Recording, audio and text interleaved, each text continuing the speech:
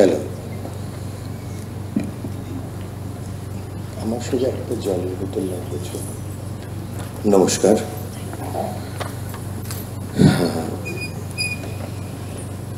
সমস্ত গুরুজনদের আমার নমস্কার। অর্পিতাকে অনেক ধন্যবাদ। অর্পিতা যখনই কিছু করে আমি বারবার দেখেছি, আমি সময় দিতে না পারলেও, সময় না থাকলেও অর্পিতা ঠিক আমাকে ধরে নিয়ে আসে যে না, একটু সবাই শুনুক বিষয়টা। তা সময় খুব অল্প, আর সব কিছুর জন্য আমরা একটু লেট করে ফেলেছি। সেটা প্রায় 25 মিনিট লেট, যেটা 6টায় শুরু হওয়ার কথা ছিল, সেটা এখন টাইম হচ্ছে 6:26। আমি দেখছি কতটা তাড়াতাড়ি আমি এটা র্যাপ আপ করতে পারি। প্রথম হচ্ছে যে বিষয়টা, নাট্যশাস্ত্র বলে যেটাকে আমরা জানি বা যাকে আমরা চিনি, সেটা কিন্তু একটা আধার। এখানে যখন আমাকে জলের বোতলটা দেবেন, দেখবেন যে বোতলের মধ্যে জল থাকে। জলটাকে আমরা খাওয়ার জন্য বা জলের যে কোনো জিনিস আমরা উপয়োগ করার জন্য, এই যে এর মধ্যে জল আছে। তা আমরা বোতলটা চিবিয়ে খাবো না, কিন্তু বোতলটা প্লাস্টিকের হতে পারে, মাটির হতে পারে, তামার হতে পারে, মেটালের হতে পারে, কিন্তু আমরা জলটাই খাই। তেমনি there is a very subtle difference between Natya Shastra and Natya Veda. Mainly নাট্য বেদা হচ্ছে আধেয়, মানে জল, আর নাট্য শাস্ত্র হচ্ছে এই বটলটা। এই বটলের ডিজাইন কিন্তু বিভিন্ন সময় বদলে যেতে পারে, কিন্তু ভেতরে যেটা জল রয়েছে সেটা অলওয়েজ কিন্তু ড্রিঙ্কিং ওয়াটার হতে হবে। যদি আমরা সেটাকে খাদ্যোপযোগী জল ভাবি তাহলে ড্রিঙ্কিং ওয়াটারই হতে হবে, কিন্তু বটলটা বিভিন্ন ডিজাইন, বিভিন্ন শতাব্দীতে, বিভিন্ন সেঞ্চুরিতে, বিভিন্ন কারণে কিন্তু বটলের ডিজাইন পরিবর্তন হবে। তাহলে নাট্য, এই যে জ্ঞানটা, এই যে ওয়েজডম, এটাকে কি বলছে? এটার নাম নাট্য বেদ। এখানে বেদ শব্দ কিন্তু পারিভাষিক, পরিভাষা মানে হচ্ছে মেটে রুল। প্রথম কথা এটা বুঝতে হবে যে আমাদের যদি শাস্ত্রের কোনো শব্দ হয়, সেই শব্দকে ডিকশনারিতে খুঁজলে পাওয়া যাবে না, কারণ শাস্ত্র পরিভাষায় লেখা হয়। তাই পরিভাষাটা গুরু পরম্পরায় পড়তে যেতে হয়, এবং যে কোনো একটা গুরু পরম্পরাকে আগে গ্রহণ করতে হবে। গুরু পরম্পরা অনেক আছে, এবং গুরু পরম্পরা যদি অনেক না থাকে তাহলে বাদ থাকতে পারে না, তাহলে ধর্ম থাকতে পারে না। তাই এই সেগ্রিগেশনটা থাকবে। এই সেগ্রিগেশনের মধ্যে অনেক বিবাদ থাকবে, কিন্তু বিবাদ যদি না থাকে তাহলে বাদ দাঁড়াতে পারে না। যদি একটাই বাদ থাকে তাহলে সেই বাদকে শাস্ত্র পরম্পরায় অ্যাকসেপ্ট করা হয় না কখনো। আরও অনেক বাদ চাই। সেই সব কিছুকে আমরা বিচার পদ্ধতিতে করে দেখব, এবং সেই বিচারের জন্য মানে অদ্ভুত এক শাস্ত্র প্রাচীন মহাভারত রামায়ণের যুগ থেকে ডেভেলপ হয়ে আসছিল, যার নাম আণবিকশিকি। আমরা অনুবীক্ষণ যন্ত্র যেটাকে বলি, ছোটকে বড় করে দেখাবে, এই আণবিকশিকিও তাই কিন্তু অ্যাকচুয়ালি, যে জিনিসকে লেন্সের নিচে রেখে দেখা, আরও ডিটেলে দেখা, আরও অনেক রকমভাবে দেখা, এটা পরবর্তীকালে গৌতম মুনি ন্যায় শাস্ত্র রূপে প্রচলন করেন। প্রথম ছিল প্রাচীন ন্যায়, তারপরে যখন বুদ্ধিস্টরা কোড অ্যান্ড কোড হিন্দু ধর্মের বহু জিনিসকে নিয়ে বাদ বিবাদ শুরু করে, তখন আর এক ন্যায়ের জন্ম হয়, তার নাম নব্য ন্যায়। এই নব্য ন্যায় পুরোটাই কিন্তু শুধু পরিভাষা বা পারিভাষিক শব্দ দিয়ে লেখা হতো, অন্য কোনো রকম তার মধ্যে ভাষা থাকবে না, শুধু পরিভাষার জটিলতা। তার কারণ কি? তার কারণ পরিভাষা মানে আমি যে অর্থটা আমার পরম্পরায় মানে করেছি সেটা এই চতুর্গণ্ডির মধ্যেই আছে, এটাকে তুমি চেঞ্জ করতে পারবে না। নাট্যশাস্ত্রও কিন্তু পুরো গোটা নাট্যশাস্ত্র এরম একটা পরিভাষার ছোট ছোট ব্লকের মধ্যে বদ্ধ করা আছে। প্রথমেই যদি আমি যাই, যেগুলো আমরা সবাই জানি, স্থান। স্থান শব্দটা কিন্তু স্থিতি অর্থ থেকে আসে। এই স্থিতিটা কেন? সায়ক এসব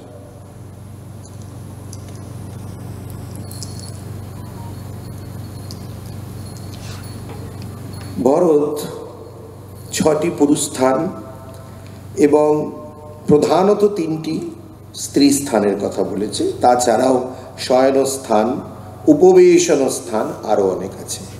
পরবর্তীকালে প্রকরণ গ্রন্থ সঙ্গীত রত্নাকর, মানে নাট্যশাস্ত্রের প্রকরণ গ্রন্থের নাম হলো সঙ্গীত রত্নাকর। এটি কল্লিনাথ যখন 7ম অধ্যায়ের টিকা লিখছেন তখন তিনি নিজেই উল্লেখ করেছেন যে এটি একটি প্রকরণ গ্রন্থ। প্রকরণ গ্রন্থ মানে কি? একটি বৃহৎ গ্রন্থকে পড়তে যাবার আগে আলাদাভাবে তাকে বুঝতে হবে, অন্য রকমভাবে তাকে বুঝতে হবে, সেটি না বুঝে বৃহৎ গ্রন্থে যাওয়া যায় না।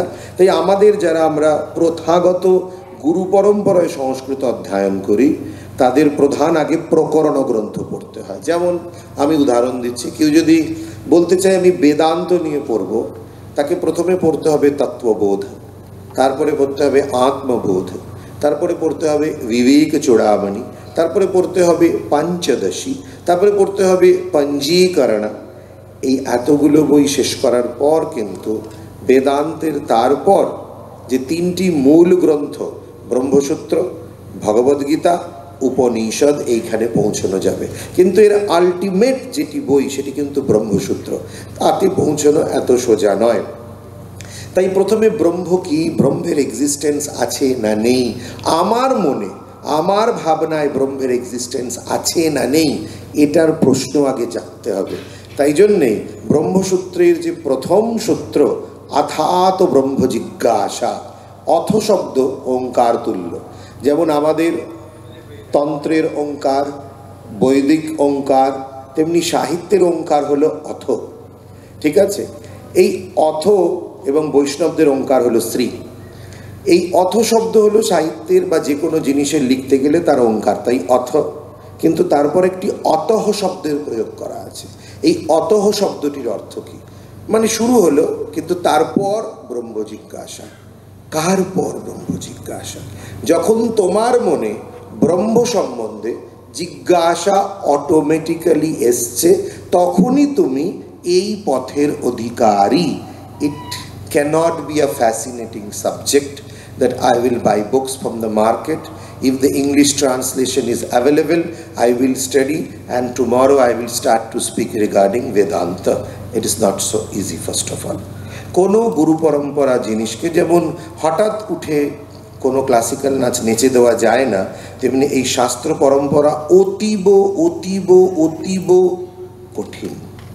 এটিকের পেছনে মিনিমাম আমার 26 বছর, কিন্তু এই 26 বছর বাদে এসে যেটি আমি শিখছি বা যেটি আমি জানছি সেটা কিন্তু 26 বছরের কন্টেমপ্লেশন। শুধু একই বিষয়ে 26 ইয়ার কন্টেমপ্লেট করে যেতে হয়। প্রথমে শ্রবণ, তারপরে মনন, তারপরে নিদিধ্যাসন, এরপরে আসবে ধ্যান, তারপরে আসবে ধারণা, তারপরে সমাধি, মানে তার টোটাল ইনার স্পেস, সেই পার্সনের চৈতন্যই নাট্যবেদে পরিণত হয়ে যাবে। এই ধরনের ব্যক্তিকে বলা হয় গুরু, যার টোটাল চৈতন্য, যার সূক্ষ্ম শরীর নয়, কারণ শরীর নয়, যার একদম চৈতন্য শরীরটাই পুরো নাট্যবেদে ভরে গেছে। ঠিক আছে, সে কথা যাক। দেখুন, ও একটা অদ্ভুত স্থানে সোজাভাবে দাঁড়িয়ে আছে। এটা কিন্তু হচ্ছে ইকুইলিব্রিয়াম, যেখানে সত্য, রজ, তম 3টি গুণ এক রেখায় আছে। এখানে সৃষ্টি হয় না। সৃষ্টি কোত্থেকে হবে? সৃষ্টি তখনই আসবে যখন সেখানে ভঙ্গি বা বেন্ট বা অ্যাঙ্গেল তৈরি হবে। এবার দেখুন, প্রথম ও 2.5 তাল পাকের ডিস্টেন্স করে, একটা পাকে 180 ডিগ্রি, একটা পাকে 45 ডিগ্রি করে দাঁড়াবে। এই স্থানের নাম হলো বৈষ্ণব। জেন উপাসক, জেন গুরুরা বলছে যে স্থানের কি মাহাত্ম্য। জেন গুরু বলছে যে তুমি যদি বুদ্ধ হতে চাও জীবনে, তাহলে প্রথম বুদ্ধের স্থানে, বুদ্ধ যে অবস্থায় বসে ধ্যান করেছে সেই অবস্থা বারবার জীবনে ফিরিয়ে আনো। আমরা কিন্তু জানি না যে স্থান বিষয়টা কি। It is not only the before starting to dance only you have to sit. No, you have to contemplate, because from this here the extra daily starts. Now what is called extra daily? One of scholar will come, he will explain. 5 minutes you have time, তার কাছ থেকেই শুনবেন। আমার এখানে অনেক ভাগ আছে কাজের, সবটা নিয়ে আমি ক্যাটালি কলা নই। তাহলে এই যে দাঁড়িয়ে রইল, আবার যাও। এবার দেখুন এইভাবে যে বডিটা ভাঙলো, এবার আমি একটা অন্য স্থানে যাচ্ছি। চলে যাও মণ্ডলে। দেখুন বডিটা এক্সপ্যান্ড করছে আস্তে আস্তে, মানে ইনার স্পেসও এক্সপ্যান্ড করছে। এবার চলে যাও আলিড়য়। দেখুন এতটা বেড়ে গেল। তাই আমাদের যেখানে মনের ভাব বাড়তে শুরু করে, প্রথম আমরা বোঝাবো কিন্তু স্থান দিয়ে। এই স্থান হচ্ছে স্থিতি, আর এর পরে আসবে গতি। এই গতি আনার জন্য একটা নতুন ওয়ার্ড ভরত তৈরি করে, তার নাম চারি। এই চারি শব্দের অর্থ কি? এটা নিজন্ত ধাতু যুক্ত করা আছে। মানে কেমন? মনে করুন যদি বলা হয় যে ভৃত্য ভার বহন করছে, মানে ভৃত্য নিজের ইচ্ছে ভারটি বহন করছে। কিন্তু যদি এটা বলা হয় প্রভু ভৃত্যর দ্বারা ভার বহন করাচ্ছে, চারি শব্দের সেটাই মানে। তোমার মধ্যে একটা ক্রিয়েটিভ ভাবনা দেওয়া হতে হবে। এই ক্রিয়েটিভ ভাবনাটা মাথায় রেখে এবার টাইম অ্যান্ড স্পেস, টাইমের সাহায্য নিয়ে স্পেসটাকে তুমি চিজেল করবে। আমার সেন্টারে কাউকে ভালো ডান্সার বলা হয় না, বলা হয় যেটা যে কে শার্প স্পেসকে চিজেল করতে পারছে আর কে শার্প স্পেস চিজেল করতে পারছে না। কোনো ভালো খারাপ নেই, কারণ ইট ইজ রিলেটিভ কনসাসনেস। এবার ও এখান থেকে শুরু করে প্রথমে স্থিতাবর্তাচারী করবে। স্থিতাবর্তাচারীটা কিন্তু বেসিকটা করবে। স্থিতাবর্ত এই চারিটার নাম কি? আমি প্রথমে এক সময় রিকনস্ট্রাকশন হিসেবে একটা বস্তু শেখাতাম, কিন্তু একের পর এক ফেলোশিপ নিয়ে কাজ করার পর এখন আর সেটা আমি শেখাই না।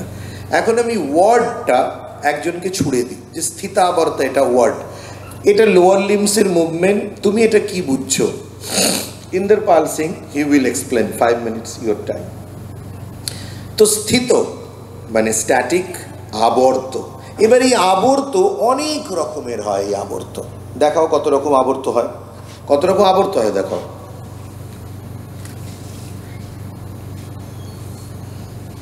এবার এই এত রকম আবর্তকে ওরা একটা ফ্রেমে বাঁধবে।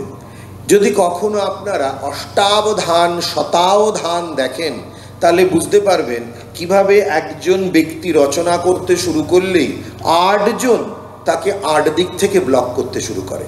তাতে তার বুদ্ধি বাড়তে শুরু করে, তার ক্রিয়েটিভিটিকে একের পর এক জায়গায় ব্লক করবে। এবার দেখুন স্থিতাবর্ত যখন করবে, স্থিতাবর্ত চারি কি বলেছে ভরত? এক পাদ প্রচার চারি। ঠিক একটা পা প্রচার করলেই চারি হবে। করো, এর নিচে একটু কিছু দিতে হবে। এটা পুরো ঢকঢক করছে, এর নিচে একটু কিছু দিতে, এটা পুরো ঢকঢক করছে। এটা অসুবিধা হচ্ছে একটু।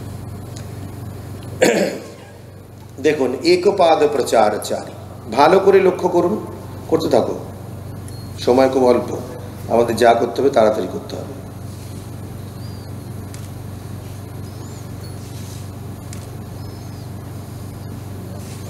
এবার একটা জিনিস লক্ষ্য করুন, আমরা যখন এই 8 দিক বা 4 দিকে যখন আমি ঘুরি আমরা, তখন যেটা আমাদের বডি শেপটা বদলে যায়।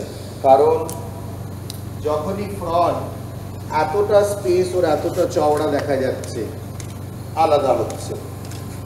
এটা কিন্তু ওর এইটুকুনি দেখা যাচ্ছে, আলাদা হচ্ছে, এতটা দেখা যাচ্ছে। এবার পুরো পেছনটা দেখা যাচ্ছে। এইটা দর্শককে এইভাবে স্পেসটা দেখানোর জন্য অভিনবগুপ্ত বলছেন 10ম শতাব্দীতে যে প্রতিকটা মুভমেন্ট, সেটি করণ হোক চারি হোক, অ্যাকচুয়াল কিন্তু 4 দিক ঘুরে পারফর্ম করবে। এই 4 দিক ঘুরে পারফর্ম করাটা মজাদার কোনো ব্যাপার নয়, কিন্তু 4 রকম তুমি যে কোনো মুভমেন্টকে 4 দিক ঘুরে পারফর্ম করতে গেলে তোমার স্পেস, তোমার অ্যাঙ্গেল, যেটাকে বলা হয় দিক, দেশ, কালের ওপর তোমার আধিপত্য তৈরি হবে। যদি মুভমেন্টের দ্বারা দিক, দেশ, কালের ওপর আধিপত্য তৈরি না হয়, তাহলে এটাকে নাট্যবেদ বলা যাবে না, এটিকে মার্গ বলা যাবে না, এটার কিন্তু অন্য নাম হয়ে যাবে সঙ্গে সঙ্গে। এবার দেখুন এরপর এই মুভমেন্টটায় ও কিন্তু মঞ্চের ওপরে কি করছে ও মঞ্চের ওপরে কিন্তু মাছের আঁশ আঁকছে। এবার দু পায়ে করবে, দেখুন ভালো করে, পুরো মাছের আঁশ আঁকছে। দেখুন একটা সেল আঁকলো, দেখুন হাফ সার্কেলে দুটো সেল আঁকলো, আবার করো, এই দেখুন তিনটে সেল আঁকলো, এই দেখুন চারটে সেল আঁকলো, এই দেখুন পাঁচটা সেল আঁকলো। তাই মুভমেন্ট যখন একজন পারফর্মার রিপিট করছে, তাকে অ্যাওয়্যার থাকতে হবে যে এটা আপার স্পেসে আর ফ্লোরাল স্পেসে কি তৈরি করছে, কি এনার্জিকে তৈরি করছে, তার দ্বারা তার বডি অটোমেটিক কারেক্ট হবে। এই বডি অন্যভাবে কারেক্ট করা যায় না। আর যদি আমার বডি দেখে কপি করে, আমার এখন বডিটা তো ওই মেডিকেল কলেজে থামের মতো হয়ে গেছে, তাহলে ও তো এটা করতে গেলে তো মুশকিল হয়ে যাবে, তাহলে মেডিকেল কলেজে থাম কেটে ওকে লাগাতে হবে। যাই হোক, এবার শকটাস্যা করো, দ্বিতীয় চারি, এইভাবে করে যা খুশি করো, দুরকম করো, আগে সোজা করো।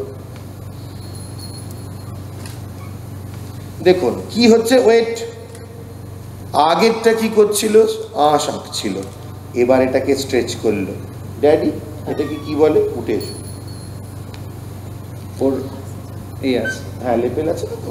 আগেরটা যেটা করছিল হ্যাঁ সেটা একটা স্ফেরিক্যাল মুভমেন্ট, আমাকে না, ওনাদের, সেটা আগেরটা যেটা করছিল ওনারা এসছেন, আমি সেটা হচ্ছে একটা স্ফেরিক্যাল স্পেসের মধ্যে একটা অর্ধগোলাকৃতি করে করেও যাচ্ছিল, ক্রমান্বয়ভাবে অর্ধগোলাকৃতির মধ্যে দিয়ে আমার যে বডির ফ্রেম, যদি এইটা আমার যদি একটা বডির ফ্রেম হয়, একটা স্কোয়ার ফ্রেম হয়, একটা স্কোয়ার ফ্রেমের বাইরে একটা হিন্ট দিচ্ছে, দিয়ে ও একটা হাফ স্ফেরিক্যাল আঁকছে, আবার একটা হাফ স্ফেরিক্যাল আঁকছে, হিন্ট দিতে যাচ্ছে। কিন্তু যখন এইখানে আসছে, এই যে যে এনার্জিটা এখানে আছে, যে স্পেসটা আছে, আমার বডি দিয়ে আমি পুরো স্পেসটাকে লিন ফরওয়ার্ড করে দিচ্ছি, যেন ধাক্কা মেরে আমার এইখান থেকে আমার স্পেসটা আমি এগিয়ে দিয়ে চলে যাচ্ছি। লাবান আরেকজন সিয়ার, পুরো নাম কি? Ludwig von Laban. এরা সবই সিয়ার্স। তাই আমাদের অনেক কিছু দিয়ে আজকের যুগের ছেলে মেয়েদের শিখতে হবে। শুধু একটি শাস্ত্রের টোটেম দেখালে কিন্তু হবে না। এরপরে শকটাস্য করো, দেখুন ভালো করে,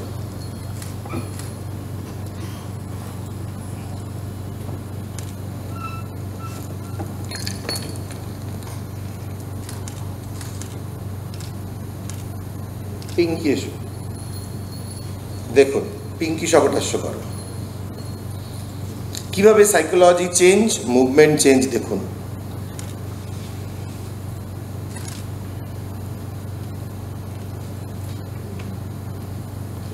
ইন্দার উঠে এসো,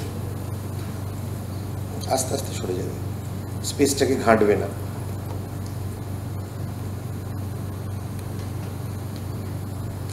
এরা দুজন মানে আমার সাথে কাজ করছে প্রায় 12-14 বছর, ইনফাইনাইট হয়ে গেছে ওরা। এ এসেছে, আমার হোটেলের নাম শুনেছিল, এরকম একটা হোটেল কলকাতায় আছে যারা খুব ভালো খাবার দেয়। দেখুন খেয়েছে, কেমন লাগছে, কর।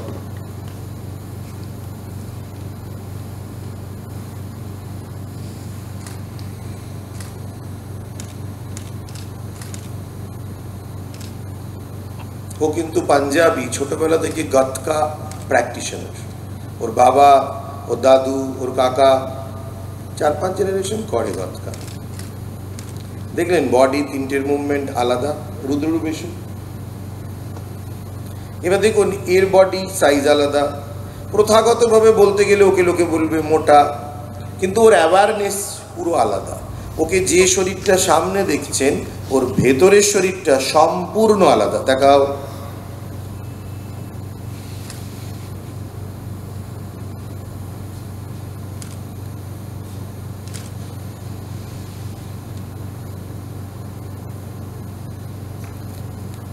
রুদ্ররূপ কিন্তু অনলি 1 বছর আমার কাছে। This is the training after my Tagore I have developed, that rather teaching physically, better why not I am starting from the consciousness. So psychologically I have to understand a student. It will take some time, so that's why 3 months 6 months student আমার স্কুলে আসে, খায়, বাড়ি যায়, কিছু শেখে না। যেদিন সাইকোলজিক্যালি ওর মনে হয় আমি ফ্লোরে গিয়ে করব, আমি সেই দিনের জন্য ওয়েট করি। কিন্তু বাকি ডেলি এরা সকাল থেকে আসে, রাত্রি 12টায় বাড়ি যায়, কিন্তু কোনোদিন কাউকে ফোর্স করা হয় না, করা হয়। এবার এই যে 4 পর একটা বিশেষ বস্তু লোয়ার লিম্বটাকে জয়েন করার পর ভরত আর একটা জায়গায় কার্ভ তৈরি করা শেখাচ্ছে, সেটা নৃত্যহস্ত। সহায়ক এসো। দেখুন, যেটা আপার বডিতে কার্ভ তৈরি করা শেখাচ্ছে, কারণ লোয়ার লেভেলে কার্ভ দেখতে পেয়েছেন বিভিন্ন রকম, এবার আপার বডির কার্ভ করো, বলেই করো। চতুরাশ্রৌ তথা উদ্বৃত্তৌ তথা তলমুখৌ স্মৃতৌ স্বস্তিকৌ विप्रकीर्णौ च अपि अरालखटकमुखौ आविद्धवक्रौ सूच्यास्यौ रेचितौ अर्धरेचितौ। দেখছেন কার্ভ তৈরি করা শেখাচ্ছে। আচ্ছা, ও দেখিয়েছে, এবার দীপ একটু এসো। দীপ যে আমার টেগরের মেন রিসার্চ অ্যাসিস্ট্যান্ট ছিল, হোল থিসিসটা যার নিজের লেখা আমার কাছ থেকে পড়ে। তুমি একটু স্বস্তিকটার দেখাও, যেটা বজ্র সত্ত্ব আমাদের, শুধু স্বস্তিক আর বিপ্রকীর্ণ। You will understand is a different consciousness, শুধু স্বস্তিক আর বিপ্রকীর্ণ।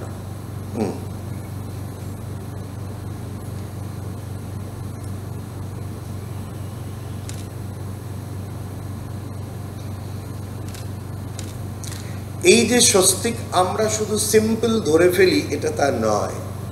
এটা আমরা কি ধরছি? আমাদের শরীর আর আমাদের প্রাণ। প্রাণকে আমরা কুম্ভক করছি, তাই এর নাম স্বস্তিক। কিন্তু তারপরে থেকে বেশিক্ষণ পার্মানেন্ট ধরে রাখা যায় না, বিকজ উই আর নট যোগী।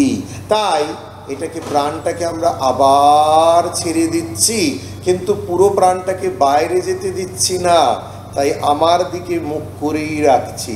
স্বস্তিককে ধরা আর নিজের কাউকে আলিঙ্গন করা, এটা হলো অ্যাকচুয়াল স্বস্তিক।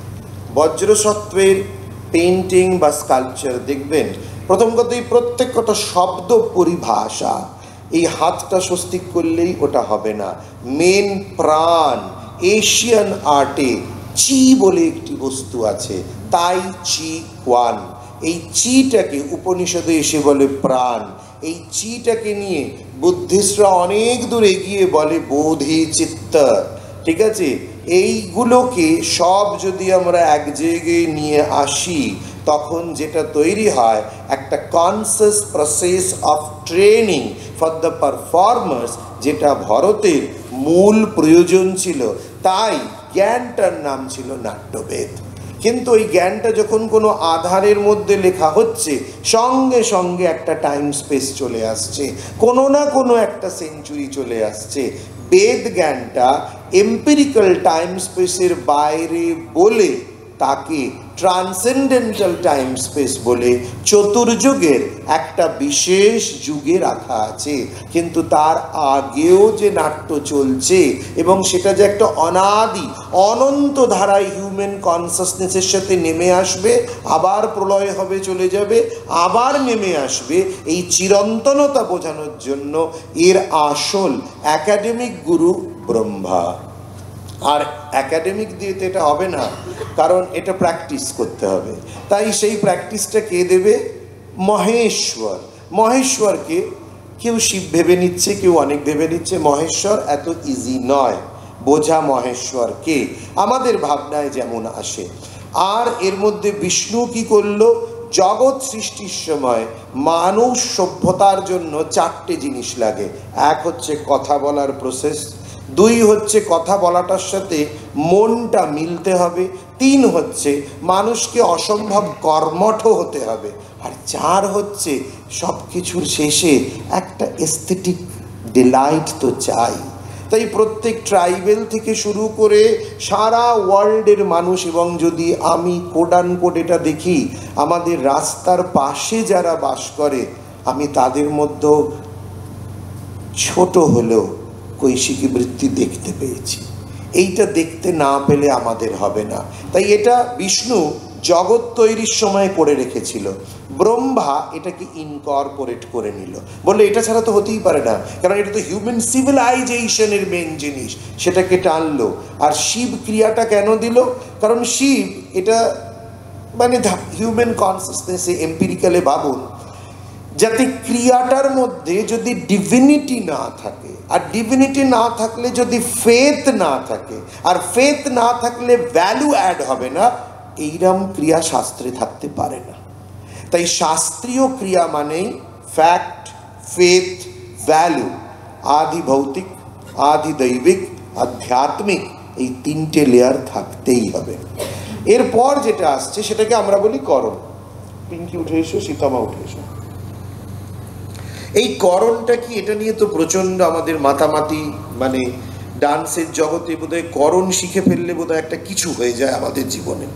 আমি 25 বছর কাজ করেছি, হয়েছে, ডেফিনেটলি কিছু হয়।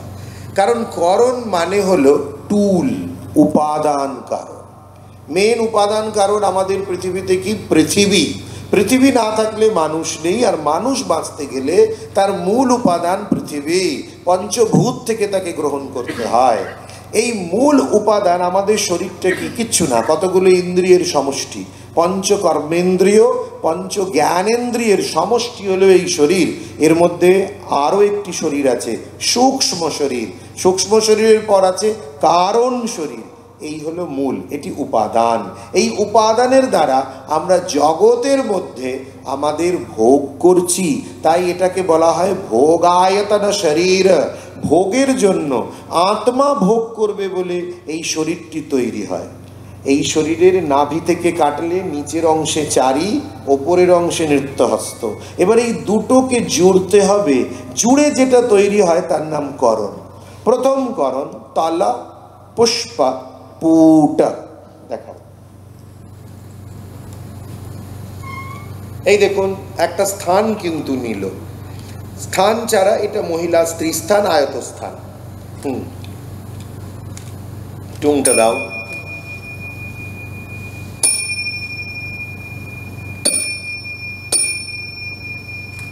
চারদিক ঘুরে দাও।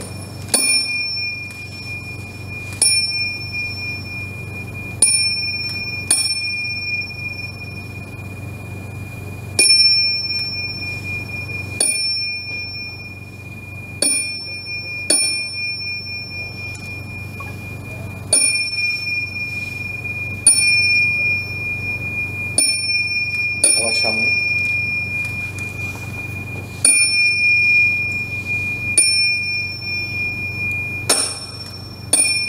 This is meditative. তাই জন্য পেছনে যেটি বাজছে, যে ঘনবাদ্যটি, সেই ঘনবাদ্যটা যখন আমরা আমাদের একটা মানে আশ্রমের স্পেসে কন্টিনিউ শুনি, সেটা আমাদের মনকে পিউরিফাই করে। তাই এই ঘনবাদ্যটি কিন্তু স্পেশাল, এবং এটা সম্পূর্ণ একটা মেডিটেশন, এটা একটা ইন্ট্রোভার্টস টেকনিক। তাই অভিনবগুপ্ত বলেছেন যে যখন একজন নর্তকী করণ নাচবে, তার চোখ মুখের দৃষ্টি কেমন হবে? আত্মাভিমুখ, না তু সামাজিকান প্রতি। এটাই এদের প্র্যাকটিস করতে জীবনে অনেক সময় লেগেছিল। ভেতর দেখবে, বাইরে দেখবে না। কারণ কার নাচ? শিবের নাচ। তিনি তো আলটিমেট দ্রষ্টা, তিনি তো দৃশ্য তৈরি করেন। তাই তুমি যখন নাচছো, এই ভাবনায় ওই ক্ষণিক সময়ের জন্য তোমার মধ্যে শিবত্ব চলে আসছে। আর নাট্যশাস্ত্র প্রতি চ্যাপ্টারের শেষে একটি চোদনা বাক্য দিয়েছেন। চোদনা মানে কি? যাতে পারসিউ করা, মানে তুমি উদ্বুদ্ধ হবে এই কাজটা করতে। সেটা কি বলছে? যে মহাদেবস্য চরিতমিদম, এই করণগুলো মহাদেবের চরিত। এটাকে যে অভ্যাস করে, যে প্রয়োগ করে, রুদ্রস্য অনুচরম ভূত্বা তৎসহ মোদতে, স্বয়ং রুদ্রের অনুচর হয়ে তার সাথেই থাকে। এইটি হলো এই করণ অভ্যাসের চোদনা বাক্য। একটি বিষয় জেনে রাখবেন, এগুলো কর্মকাণ্ডের বিষয়। কর্মকাণ্ড হলো আমাদের মীমাংসা, পূর্ব মীমাংসা। এই পূর্ব মীমাংসা কিন্তু চোদনা বাক্য ছাড়া হয় না। ধর্ম কখনোই তা ছাড়া হয় না। তাই কি বলছে? যজেত স্বর্গ কামঃ, তুমি যজ্ঞ কেন করবে? স্বর্গপ্রাপ্তির জন্য। আচ্ছা, এবার এইখানে আমি যাচ্ছি না, কারণ এটা কর্মকাণ্ডের ব্যাপার, এটা একটা ভাবনা দিচ্ছে মানুষকে। এখানেও কিন্তু ভরত নিজেও দিয়ে গেছে। আর লাস্টে ভরত কি বলল?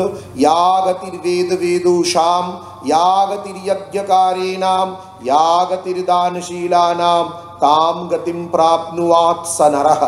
অর্থাৎ যারা এইটিকে প্রয়োগ করবে, যারা এইটিকে পাঠ করবে, যারা এই নাট্যবেদকে শুনবে, একজন যজ্ঞকর্তা মৃত্যুর পর যেখানে স্থান পাবে, একজন দানকর্তা দানশীল ব্যক্তি মৃত্যুর পর যেখানে স্থান পাবে, আপনারা সেখানেই স্থান পাবেন। এটার দ্বারা ভরত নট ধর্মকে ব্রাহ্মণ্য ধর্মের পর্যায়ে তুলে দিয়ে গেল, এবং উনি সেই জন্যেই এসেছিলেন। কিন্তু ভরত আমাদের নাচ শেখাতে আসেননি। তাই অভিনবগুপ্ত বলছেন যে ভরত কিন্তু বলেনি যে নাচো গাও, কারণ এটা তো নট সম্প্রদায়ের জন্য।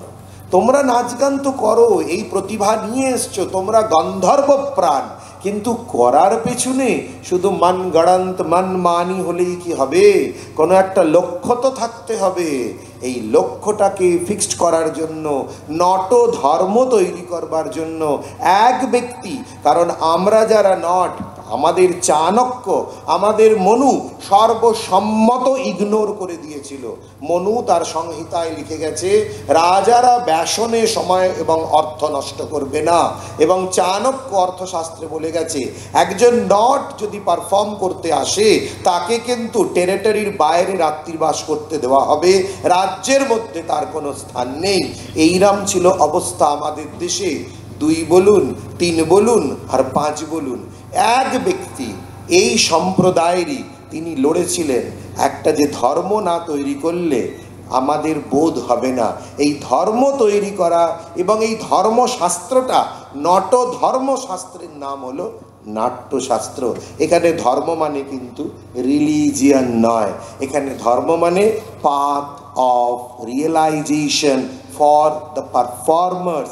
You have to be aware always. If you are not aware, you cannot be conscious. So be conscious, conscious and conscious. পানি কবিত, চলে যেও না, এখানে দাঁড়াও, স্পেসটাকে নষ্ট করো না। পানি কবিত। এবার ভরতের পানি কবিত দেখি, আমি শেষ করব। গাও একবার বাজাও।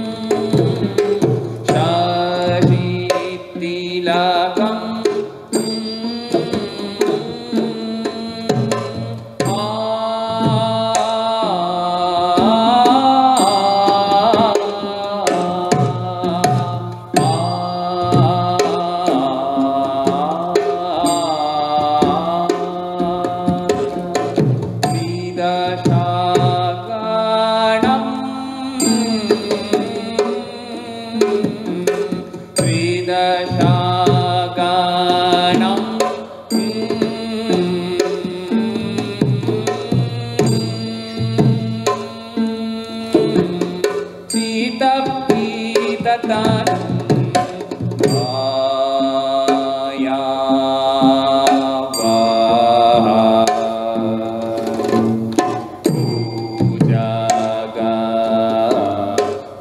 लयधरं नमामि पारं परमानादिं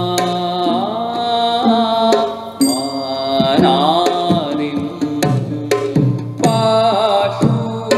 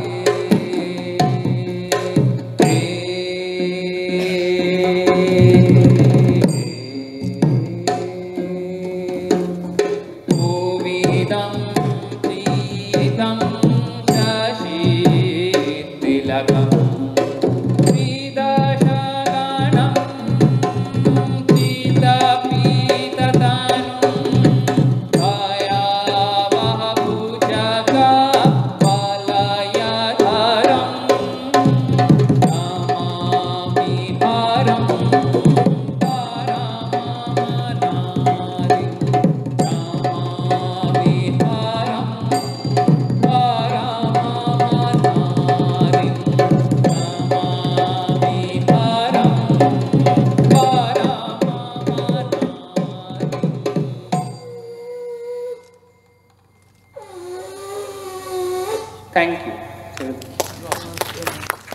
নেক্সট সময় কম, আমি 58 এনেছি, 26-এ শুরু করেছিলাম, সময় বেশি নেব না। রুদ্ররূপ 3 মিনিট, দীপ 4 মিনিট, ভ্যালিড। দুটো শব্দ এখানে, তুই সেন্টারে চলে যা না। হ্যাঁ, দুটো শব্দ আমাদের কাছে এসে পৌঁছায় বারবার, যেটা আমি খুব কম সময়ে বলার চেষ্টা করব। একটা ডেইলি আর একটা এক্সট্রা ডেইলি। এবার সহজভাবে যদি আমি অনুবাদে বুঝি, তাহলে ডেইলি মানে প্রতিদৈনিক, আর এক্সট্রা ডেইলি মানে যেটা প্রতিদৈনিক নয়। এখন ডেইলি অর্থে কি? যদি আমি ডেইলিতে হাঁটি, তাহলে আমি এরম করে এরম যাব, আমার হিসেবে যাব এরমভাবে। এবার আমি যদি এই হাঁটাটাকে এক্সট্রা ডেইলি করতে চাই, তাহলে আমার প্রবণতা হবে একটু এটাকে এরম করে তুলে দিয়ে যাওয়া, কি একটু হাতটাকে ব্যবহার করে করা। কিন্তু আমি যদি একজন ডান্স পারফর্মার হই, আমি যদি একজন ভরতনাট্যম ডান্স পারফর্মার হই, তাহলে আমার ডেইলিটা আড়াবান্ডিতে বসা। আমি যদি একজন ওডিসি ডান্স পারফর্মার হই, আমার ডেইলিটা চৌকা, কারণ ওটাই আমার কাছে ডেইলি, ওটাই আমি প্রতিনিয়ত করে করে থাকি। তাহলে এই ডেইলি থেকে এক্সট্রা ডেইলি আমি যাব কি করে? এইখানে একটা কথা যেটা আমার কাছে খুব গুরুত্বপূর্ণ মনে হয়, যে ধরা যাক একজন ব্যক্তি যখন তিনি দেখলেন যে একজন ব্যাধ ক্রৌঞ্চ মিথুনকে বধ করছে, তখন তিনি স্বাভাবিকভাবে কি করতে পারতেন? তিনি স্বাভাবিকভাবে আটকাতে পারতেন গিয়ে, কিংবা তিনি কান্নাকাটি করতে পারতেন, হায় রে ক্রৌঞ্চ মিথুন মরে গেল, আমার বড্ড দুঃখ হলো। এটা তার কাছে ডেইলি হতো, এটাই তার স্বাভাবিক প্রবণতা হতো। তো তিনি কি করলেন? তিনি ওই যে পক্ষী, মৃত পক্ষী নিচে পড়ে যাচ্ছে, তার যে দুঃখটা, তার যে যন্ত্রণাটা, সেটা তিনি তার মধ্যে সমাহিত করলেন, করে তার যে সংস্কার, তার যে প্রশিক্ষণ, তার যে প্রতিভা, সেই সমস্ত কিছুকে একত্রিত করে ওই যে ডেইলি যে মৃত্যুর দুঃখ, সেটাকে তিনি তৈরি করলেন কি? মা নিষাদ প্রতিষ্ঠাং তমগমঃ শাশ্বতী সমাহ ইয়ৎ ক্রৌঞ্চ মিথুনাদেকম অবধি কামমোহিতম। অর্থাৎ তিনি ওই যে ডেইলিটা, যেটা রিয়ালিটি, সেইটার সাথে নিজের যে প্রশিক্ষণ, নিজের যে শিক্ষা, নিজের যে সংস্কার, সেগুলোকে মিশিয়ে তিনি সেইটার একটা অনুকীর্তন করলেন। অনুকীর্তনের মাধ্যমে তিনি সেটা পৌঁছে দিলেন কার কাছে? আর একজন ব্যক্তির কাছে। এবার সে সেটাকে গ্রহণ করলো। এবার সে যদি সেটাকে, যেভাবে সে পড়ে যাচ্ছে, তাকে কেউ শিখিয়ে দিচ্ছে, এবার সে সেটা পাখি পড়ার মতো করে আওড়ে আওড়ে যাচ্ছে। যেমন করে আমরা চৌকাতে বসছি, কিংবা আমি স্বাভাবিকভাবে এভাবে হাঁটছি, আমাকেও দেখিয়ে দিচ্ছে এরকম করে হেঁটে যাচ্ছে, আমাকে বলছে বসে পড়ছি, এটা আমার কাছে ডেইলি হচ্ছে। এবার সে কী করলো? সে তার সংস্কার, তার প্রশিক্ষণ, তার প্রতিভা আবার তার মধ্যে যোগ করলো, করে সেটা যেটা তৈরি করলো, সেটা কিন্তু ওই যে শিখেছে যেটা, সেটার অনুকরণ, মানে সেটার ইমিটেশন নয়, সেইটা তার ওই জার্নিটা, তার এই প্রসেসটার মধ্যে দিয়ে একটা এসেনশিয়াল নেচার, তার শিক্ষার এসেনশিয়াল নেচারটা সে গ্রহণ করলো, করে সেটা যখন সে তৈরি করলো, সেটা তখন আর ইমিটেশন হলো না, সেটা আর একটা প্রসেস ক্রিয়েট হলো। এবং যারা সেটাকে দেখলেন, যারা ভোক্তা, তারা সেইটাকে ওইভাবে, আচ্ছা দেখে নিলাম বা সুন্দর হলো, এটা করলেন না, তারা আবার তার মনের মাধুরী মিশিয়ে তার যে প্রশিক্ষণ শিক্ষা, তার যতটা যে যার দিকে সে দাঁড়িয়ে আছে সেটাকে অনুদর্শন করলো, পুনরায় সে দেখলো। এই যে অনুকীর্তন, অনুকরণ, অনুদর্শন করে আমি একটা ডেইলির এসেনশিয়াল নেচারটাকে নিয়ে আমার প্রশিক্ষণ, আমার শিক্ষা, আমার প্রতিভা, এই সমস্ত কিছুকে দিয়ে, আমার কনসিয়াসনেসকে দিয়ে আমি সেটাকে যখন আমার মধ্যে দিয়ে অন্য একটা রূপ দান করছি, তখন সেটা ডেইলি থেকে এক্সট্রা ডেইলি হচ্ছে। যেমন ধরা যাক, একটা কথা বলে আমি শেষ করতে চাই এখানে, যে আমি যদি বলে দেয় তুমি, আমি বলবো তুমি, আমাকে মুদ্রা শেখানো হয়েছে, আমার তুমি বললে আমি এরকম করে দেখি তুমি, এইটা দেখিয়ে দিলাম তুমি, কিন্তু এটা কি হলো? ইমিটেশন হলো। আমার টিচার আমায় বলেছেন তুমি এরকম করে বসো, এইটা খুব সুন্দর, এইটা হচ্ছে সৌষ্ঠব, এইটা তুমি বসবে, বসে তুমি এরকম করে দেখিয়ে দেখাবে। এটার মধ্যে কি হলো? এটা আমার ডেইলি, কারণ এটা আমি ইমিটেট করে করলাম। কিন্তু এবার আমি বুঝলাম যে আমি এইটাতে বসছি, আমি ওর দিকে দেখছি, আমার বন্ধু, ওই বন্ধুকে আমি আমার প্রাণের অংশভাগ আমার থেকে গ্রহণ করে আমার স্পেসটা দিয়ে ওকে বলছি, বন্ধু তুমি আমার কথাটা শোনো। এই যে মুহূর্তে আমি স্পেসকে চিজেল করে, আমার কনসিয়াসনেসকে ব্যবহার করে, আমার প্রশিক্ষণ এবং প্রতিভা দিয়ে ওকে পৌঁছে দিচ্ছি, আমার প্রাণকে ওর কাছে চলে যাচ্ছে, এইটা ডেলি থাকছে না, এটা এক্সট্রা ডেইলি হয়ে উঠছে। আমার যেটা সহজ, আমার যেটা সহজাত, আমার যেটা প্রতিদৈনিক, সেটা আমারই প্রশিক্ষণ শিক্ষা প্রতিভার দ্বারা আর একটা নতুন কিছু তৈরি হচ্ছে বলে এটা ভাবানুকীর্তনম। তাই বলছে ত্রৈলোকস্য অস্য নাট্য ভাবানুকীর্তনম। এটা জাস্ট ইমিটেশন নয়, it is a journey from the daily which I am seeing from my guru, which I am seeing from my teacher, seeing from the life, seeing from my experiences, but then I am amalgamating my journey, my consciousness, my awareness, and I am creating something which is mine. Thank you. He is actually from JVR's. সংস্কৃতটা শুনলেন তো, ওটাও extra daily.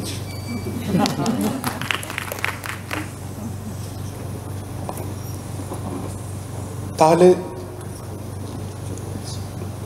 নাট্যশাস্ত্রের ওপর আজকে আমাদের lecture demonstration, তাহলে কি আমরা হাতে পেলাম সেসব কি একবার অন্য দিক থেকে ঘুরিয়ে দেখে এসে তারপর এই সমস্তটা ওয়াইন্ড আপ করবো। যদি আপনার টেক্সটার দিকে তাকান তাহলে দেখব কারা এই টেক্সটটা বলছেন। প্রথম কথা, পুরোটা কথা হচ্ছে, আলোচনা হচ্ছে। কে বলছেন? বক্তাকে ভরত মুনি, যিনি মনন করে সাধনা করে একদম স্থির সমাধি স্তরে পৌঁছেছেন, তিনি মুনি। এবং কারা এসে প্রশ্ন করছেন? আত্রেয়াদি মুনি, যারা প্রত্যেকেই সেই ব্রত পালন করে সেইভাবে যারা স্থিতধী, তারা প্রত্যেকেই সেই জ্ঞান অর্জন করেছেন এবং যাদের মন সেই সমাধি স্তরে এসছে। এবার চলে আসি, ভরত বলছেন যে একজন অভিনেতা, আপনারা সবাই সাত্ত্বিক অভিনয় সম্পর্কে জানি, সত্যটা কোথা থেকে বেরোবে? আঙ্গিক আমরা জানি, অঙ্গ দিয়ে অঙ্গের ভঙ্গিমা, বাচিক জানি, বাক ব্যাপার আমরা জানি, কৈশিকী জানি, সূক্ষ্ম বৃত্তি, সৌন্দর্য, আহার্য থেকে আরম্ভ করে, কিন্তু সত্যটা উদ্গীরণ হবে কোত্থেকে? মনঃ সত্ত্ব প্রভাবম, সমাধি স্তরে মনকে নিয়ে যেতে হবে, স্থির অচঞ্চল। এবং সেই জায়গা থেকে এই যে পুরো প্রসেসটা, যেটা রুদ্ররূপ বলল, যেটা আমি করছি, আমি বুঝছি এবং এই পুরো ক্রিয়েটিভ প্রসেসটার মধ্যে দিয়ে যাচ্ছি, অনুদর্শন, অনুকীর্তন, ভাবানুকীর্তন, এই সমস্ত পুরো প্রসেসটার মধ্যে দিয়ে যারা যাচ্ছে তারাই এটার জন্য উপযুক্ত। সুতরাং নাট্যশাস্ত্র আমরা সকলেই বলি যে একটা বই কিনে নিয়ে পড়ে নিই, একটু আমাদের ভাবার প্রয়োজন। ভাবনা ভিন্ন ভারতবর্ষে কোনো কিচ্ছু হয় না। যে কোনো একটা রিচুয়াল থেকে আরম্ভ করে প্রতিটা পদক্ষেপে আমাদের এই ভাবনাটা শেখায়। এই জায়গাটাতেই আমাদের ক্রিয়েটিভ প্রসেসের থেকে ভারতীয় সৃষ্টি প্রক্রিয়া আলাদা। কারণ আমাদের এখানে সৃষ্টি বলতে গেলেই আমরা যেটা বোঝাই একদম পূর্ণ চৈতন্য থেকে পৃথ্বীতত্ত্ব অবধি। তেমনি আমরা এইখানে দাঁড়িয়ে রয়েছি, এটা আমাদের গ্রস বডি পৃথ্বীতত্ত্ব, এর ভেতরে আছে বায়ুতত্ত্ব, তার ভেতরে আছে চৈতন্য, শরীর কাজ করছে, সবটা সমস্ত তত্ত্ব আমাদের ভেতরে রয়েছে। এই রাস্তা দিয়ে পূর্ণ চৈতন্যের দিকে ফিরে যাওয়া, এই রাস্তাটাই যারা প্রয়োগত্রীগণ, যারা পারফর্মার, তাদের জন্য শেখাচ্ছে নাট্যশাস্ত্র। এবং সেই জন্যই এটা ধর্ম, ধারায়তি ধর্ম। তুমি কি ধারণ করে আছো? চৈতন্য। কিন্তু আমি এটা জেনে গেলাম, ব্যাস আনন্দ, ক্রিয়েটিভ প্রসেস। এইটা তুমি জানবে, জেনে তুমি লোককে অ্যাওয়্যার করবে। তুমি স্টেজে উঠে দাঁড়িয়ে যে প্রতিটি কথা বলবে, সেই প্রতিটি কথা মধু মিশানো ওষুধের মতন সবার কাছে যাবে, সবাই সেটা নেবে, নিয়ে পূর্ণ আনন্দে যাবে, কিন্তু ওষুধটা ভেতরে ভেতরে কাজ করে যাবে। এই পুরো প্রসেসটাই তৈরি করছে সামাজিক স্তরে, লেখনীর স্তরে, সমস্ত দিক থেকে তৈরি করছে। সুতরাং যখন চারি থেকে আরম্ভ করে বিভিন্ন রকম শরীরচা ক্ষেত্র, মানসা ক্ষেত্র, চৈতন্য ক্ষেত্র নিয়ে কাজ হচ্ছে, নটেদের ক্ষেত্রে দর্শকরা কি পাচ্ছে? দর্শকরা এই পুরোটার মধ্যে দিয়ে যখন একটা কোনো ন্যারেটিভ তৈরি হচ্ছে, যখন একটা কাহিনী বলা হচ্ছে, তার মধ্যে দিয়ে শিক্ষাটা যাচ্ছে। কঠিন শিক্ষা, আমাদের 3 ধরনের শিক্ষা হয়, একটা গুরুর মতন উপদেশ, একটা সখার মতন উপদেশ, আর একটা কান্তার মতন উপদেশ। ভালোবেসে কেউ কিছু বললে আমরা সবার আগে সেটা মেনে নিই। নাট্য হচ্ছে কান্তা সংমিত উপদেশ, সেইটা আনন্দভাবে নিয়ে যাব, সেই জন্য এটা। কিন্তু এই শাস্ত্রের মার্গে কারা যেতে পারে? যারা অলরেডি ট্রেন, যারা বুঝেছে যে আমি এটা কেন করছি, কি জন্য করছি, এর ভেতরে কি আছে, সেইটা আমাকে বুঝতে হবে, আমাকে আবার রিভিজিট করতে হবে, পুনর্দর্শন করতে হবে, তাদের জন্য এইটা। তাহলে কি আমরা তাহলে শুরুটা কোথা থেকে করব? নিজেদেরকে তৈরি করে। সূত্রধার লক্ষণ থেকে আরম্ভ করে, নট লক্ষণ থেকে আরম্ভ করে, নর্তকী লক্ষণ থেকে অনেক লক্ষণ দেওয়া রয়েছে, সেইগুলো থেকে শুরু করা উচিত। যে কি কি শিখতে হবে, কি কি জানতে হবে, কিভাবে নিজেকে প্রিপেয়ার্ড হতে হবে, তবে আমি এই জার্নিটায় এগোতে পারবো, তবে আমি সেই কনসিয়াসনেসের দিকে যেতে পারবো। কারণ নাট্যশাস্ত্র, নাট্যবেদ, উপনিষদের মতনই nothing but path of awareness, path of consciousness. নান্যঃ পন্থা বিদ্যতে আয়নায়, এছাড়া আর কোনো পন্থা নেই। ধন্যবাদ।